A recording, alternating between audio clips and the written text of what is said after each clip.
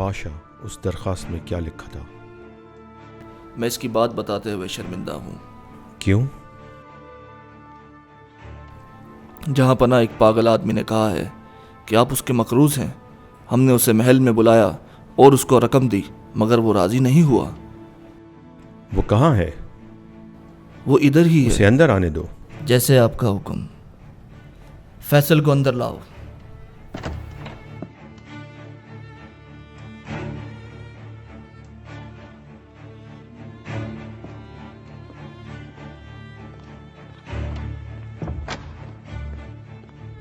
نوجوان، ہمیں اپنا مسئلہ بتاؤ۔ جہاں پناہ، آپ پر میرا کچھ ادھار ہے۔ اچھا، میں تمہارا مقروض کیسے ہو گیا؟ جہاں پناہ، میں ایک تاجر تھا، میرا دیوالیہ ہو گیا، میں بری طرح قرضے میں پھنس گیا۔ میں روزانہ سونے سے پہلے اللہ سے دعا کرتا ہوں۔ بیٹے، جہاں پناہ نے تم سے پوچھا ہے کہ ان پر تمہارا قرضہ کیسے آیا۔ جیسے میں نے ذکر کیا کہ میں روزانہ رات سونے سے پہلے اللہ سے دعا کرتا ہوں۔ میں نے کل رات کو خواب میں ہمارے نبی صلی اللہ علیہ وآلہ وسلم کی زیارت کی۔ صلی اللہ علیہ وسلم۔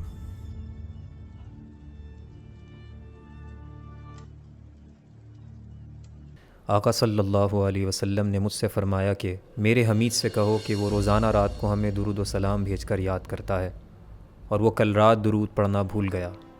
اس کے پاس جاؤ اور اسے اپنا مسئلہ بتاؤ۔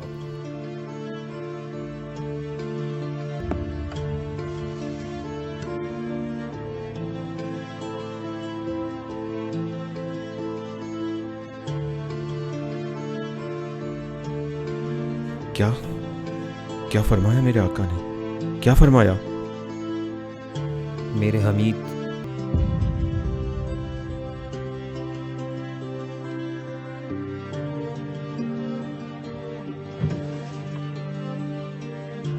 یہ قبول کرو۔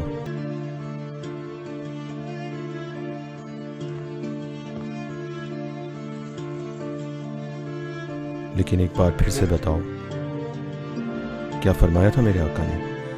میرے حمید،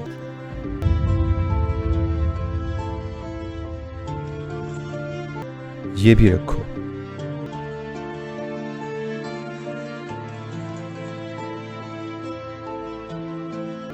ایک بار پھر سے بتاؤ، مجھے کیسے مخاطب کیا؟ جب میں نے حضور صلی اللہ علیہ وسلم کو اپنے خواب میں دیکھا تو انہوں نے فرمایا، میرے حمید،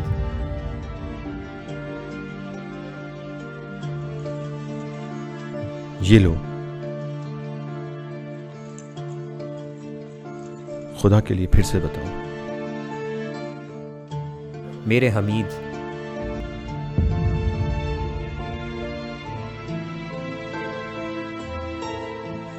اور لو۔ میرے بیٹے، کیا اب یہ رقم تمہارے لیے کافی نہیں؟ یہ کافی ہے پاشا، اس سے میں اپنا قرضہ آسانی سے اتار سکتا ہوں۔ اللہ حافظ۔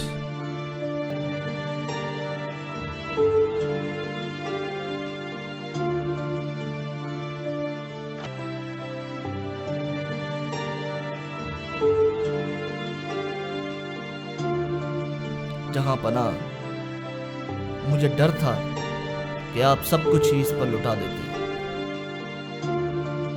پاشا، تم نے کیا کہا؟